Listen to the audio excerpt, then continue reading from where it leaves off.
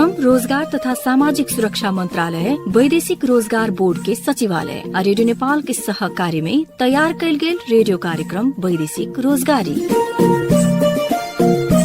नमस्कार। वैदेशिक रोजगारी कार्यक्रम अब रेडियो नेपाल के प्रादेशिक प्रसारण केन्द्र बर्दिवास 103 मेगाहर्ज पर प्रत्येक बुध के संझिया 4:30 बजे 15 मिनट खातिर प्रस्तुत होगी। ये कार्यक्रम मीडियम वेव 11 से 43 किलो हर्ज के साथ ऑनलाइन में www.onlineradionepal.gov.np आ मोबाइल ऐप से विश्व के कोनो स्थान में रह के सुन सके निसन। रोजगारी खातिर विदेश जाए के इच्छा राखे वाला लोग खातिर आधिकारिक सूचना लौट के आवे वाला खातिर अपने देश में रोजगारी सृजना करे के चाहला पर आवश्यक परामर्श आ वैदेशिक रोजगार चाहे स्वरोजगार के विषय पर जिज्ञासा आ सरोकार के बहुते विषय में जानकारी देवे खातिर ई कार्यक्रम तैयार कइल गेल बा। आजू के कार्यक्रम में प्राविधिक मित्र शंभु ढुंगाना, सहकर्मी जय यादव साथे हम नम्रता कर्ण अपने लोग के स्वागत करतानी। वैदेशिक रोजगारी में जाए वाला नेपाली भैया भाई दीदी बहिन लोग खातिर आवश्यक सूचना प्रवाह करेला श्रम रोजगार तथा सामाजिक सुरक्षा मंत्रालय वैदेशिक रोजगार बोर्ड के सचिवालय ई कार्यक्रम निर्माण कैले बा। ई कार्यक्रम में काम खातिर विदेश जाए वाला सीख के आवे वाला आ स्वदेश में ही उद्यमशील होके खातिर प्रयत्न कर रहल व्यक्ति लोग के जिज्ञासा, योजना आ अनुभव सुने के मिले। तो अब चली आजू के कार्यक्रम में समावेश होके वाला मुख्य सामग्री सबके ओर।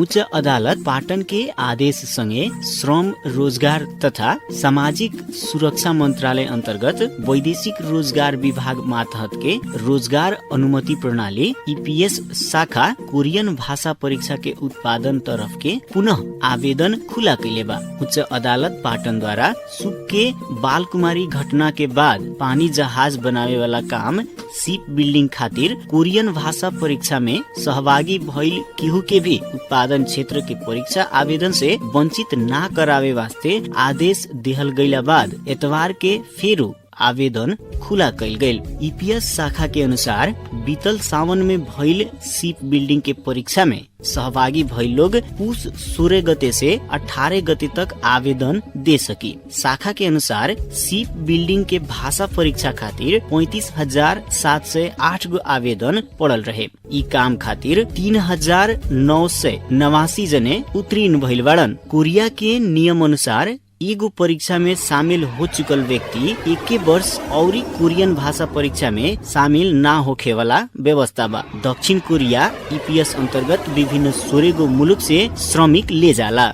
EPS शाखा के अनुसार HRD सर्विस ऑफ कोरिया कोरिया के मानव संसाधन सेवा 31 जुलाई 2023 में एके वर्ष में एक जने व्यक्ति द्वारा अलग अलग क्षेत्र खातिर आवेदन न देहल जा सके के कह के पत्र भेजले रहे। उच्च अदालत पाटन पुष 5 गते मुद्दा दायर करे वाला 18 जने के उत्पादन क्षेत्र में रोजगारी खातिर परीक्षा आवेदन में सहभागी करावे वास्ते अंतरिम आदेश जारी कैले रहे। अदालत के आदेश अनुसार शाखा 13 गते के 18 जने के मात्र परीक्षा के आवेदन देवे खातिर बोलौले रहे। अनुत्तीर्ण भइल 32,000 से बेसी लोग के आवेदन देवे खातिर मिले के चाहिए। ई बात पर मांग राखत आंदोलन में गैला बाद आंदोलन के क्रम में 2 जने के जान भी गयल। आंदोलन के विकराल रूप देखला बाद उच्च अदालत पाटन के न्यायाधीश चंद्रमणि ग्यवाली के एकल इजलास आंदोलनरत सभी के परीक्षा में सहभागी करावे खातिर अंतरिम आदेश देले रहे।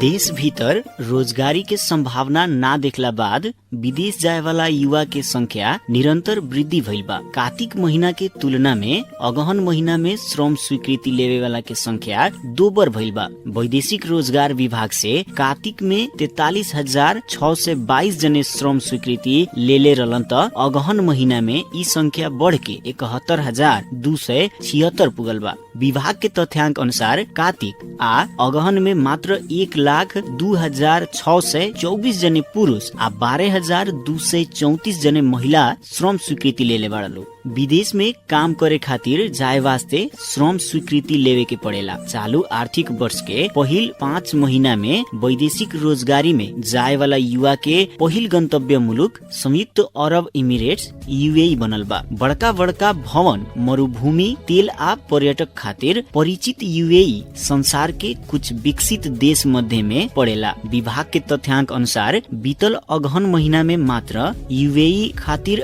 18,493 जने श्रम स्वीकृति लेले बड़न। बीतल आर्थिक वर्ष के अगहन महीना में नेपाली के श्रम गंतव्य मुलुक के रूप में कतार चौथा स्थान में रहे। चालू आर्थिक वर्ष के अगहन में कतार खातिर 14,152 जने श्रम स्वीकृति लेले बाड़न। श्रम स्वीकृति लेवे वाला के तथ्यांक अनुसार कतार अगहन महीना तक में दूसर का श्रम गंतव्य मुलुक बनल बा। ओही लेखा नेपाली के श्रम गंतव्य मुलुक में तीसर का स्थान में रहल सऊदी अरेबिया में 13,983 जने, चौथा स्थान में रहल मलेशिया में 9,775 जने आ 5वां स्थान में रहल कुवैत जाए खातिर 3,485 जने श्रम स्वीकृति लेले वाड़न। चालू आर्थिक वर्ष के सावन महीना से अगहन तक में 68,470 जने श्रम खातिर यूएई गइल वाड़न। नेपाल से महिला के रोजगारी खातिर विदेश जाए वास्ते सब मुलुक खुला नइखे।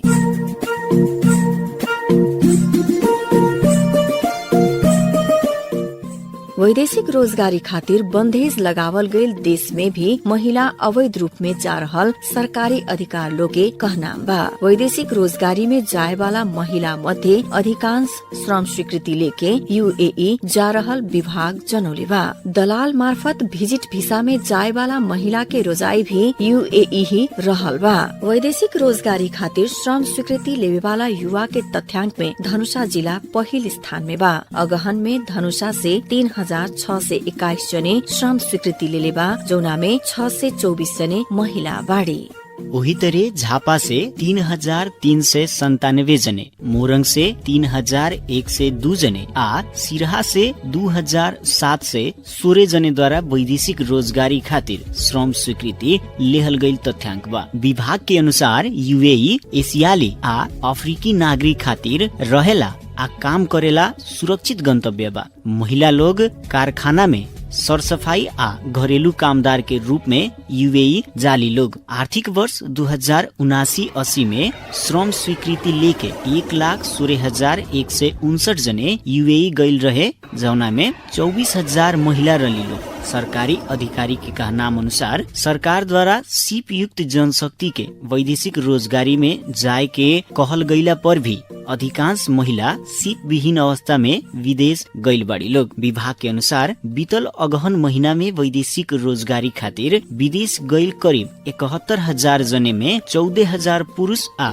2,000 महिला सीप विहीन बाड़ी लोग। वही तरह 6,128 जना पुरुष आ 600 जितना महिला अर्धदक्ष बाड़ी लोग तो विदेश में पुगला बाद सीप विहीन कामदार बेसी समस्या में परे के विभाग जनौले बा। बीतल 5 महीना में 414 जने विदेशी नागरिक नेपाल में श्रम स्वीकृति प्राप्त कैले बा। श्रम तथा व्यवसाय जन्य सुरक्षा विभाग के तथ्यांक अनुसार साउन से अगहन तक में 414 जने गैर नेपाली नागरिक के नेपाल में श्रम स्वीकृति प्राप्त भइल। यी अवधि भर में करीब 3 लाख नेपाली नागरिक काम के खोजी में विदेश पलायन भइल बा। विभाग के अनुसार यी अवधि भर में 545 जने गैर नेपाली नागरिक के श्रम स्वीकृति नवीकरण भइल। तथ्यांक अनुसार अगहन महीना में मात्र 110 जने गैर नेपाली नागरिक के नेपाल में श्रम स्वीकृति मिलल बा। ई महीना में 159 जने गैर नेपाली नागरिक के श्रम स्वीकृति नवीकरण भइल विभाग के तथ्यांक बा।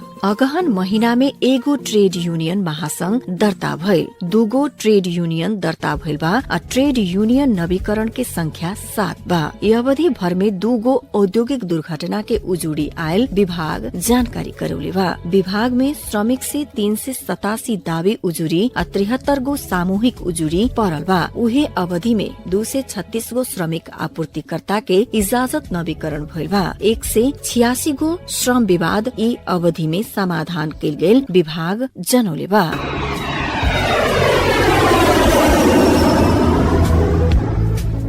कार्यक्रम वैदेशिक रोजगारी सुन रहल बानी। वैदेशिक रोजगारी में अब हम बात करे जा रहल बानी। एकजना पदाधिकारी बानी, कौन जिम्मेवारी वहन कर रहल बानी, वहाँ से हम बात करें। सबसे पहले वहाँ के परिचय जाने के चाहेम। सर, स्वागत बा कार्यक्रम वैदेशिक रोजगारी में। धन्यवाद। सबसे पहिले राउर परिचय करावे खातिर हमरो वैसे निहोरा करतानी। हमर नाम देवनारायण मंडल अछि। हम वैदेशिक रोजगार के लेल सामी कार्यक्रम छै, ओहि कार्यक्रम के कार्यक्रम अधिकृत के रूप में अखन हम प्रदेश कार्यालय में बैठे छी और धनुषा जिला और महोत्तरी जिला 2 जिला के संयोजन कर के काम कर रहल छी। ई सामी परियोजना कथी हुए, तनका एकरा बारे में बताएं। हम अपने सबके बताबी, नेपाल सरकार, श्रम रोजगार तथा सामाजिक सुरक्षा मंत्रालय और स्विट्जरलैंड सरकार मिल के द्विपक्षीय समझौता क के वैदेशिक रोजगारी के सुरक्षित और मर्यादित बनावे खातिर ई सामी परियोजना सुरक्षित आप्रवासन कार्यक्रम कही कहे कि ई लागू भेल छै। ई 2011 से लागू भेल छै, अखन 2024 तक ई निरंतर चल रहल छै। सामी परियोजना कहाँ से शुरुआत भइल, अभी कहाँ कहाँ तक ले फैलल बाटे? सामी परियोजना हम अपने सबके बतेलहुँ जे सामी परियोजना जे छै जे ई नेपाल स्विट्जरलैंड सरकार और नेपाल सरकार के संयुक्त में छै। तो ई परियोजना पायलट फेज में जम्मा 2टा जिला से शुरू भेल, खोटांग जिला पहाड़ में और तराई के सर्लाही जिला से, और तकर बाद ई सेकंड चरण में, दूसरो चरण में ई 19टा जिला में लागू भेल और अखन 38टा जिला में सामी कार्यक्रम अपने के नेपाल के 38टा जिला में ई संचालन भ रहल छै। ई सामी परियोजना के जो मेन उद्देश्य बाटे, मुख्य उद्देश्य कथी रहल?